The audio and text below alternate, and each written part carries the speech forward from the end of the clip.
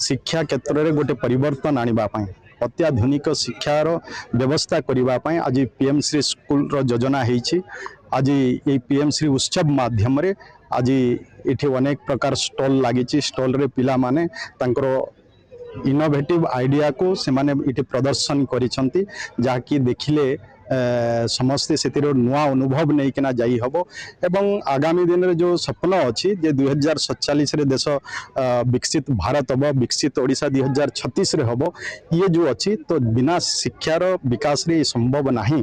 तेणु आज शिक्षा क्षेत्र में गोटे वैप्लविक परिवर्तन आने ये पीएम श्री योजना जहाँकि पीएम श्री स्कीम रे आज स्मार्ट क्लासरूम रो कथा हो, मॉडर्न लाइब्रेरी रो कथा हो एवं वोकेशनल एजुकेशन को भी एथिरे गुरुत्व दिया जाइछि।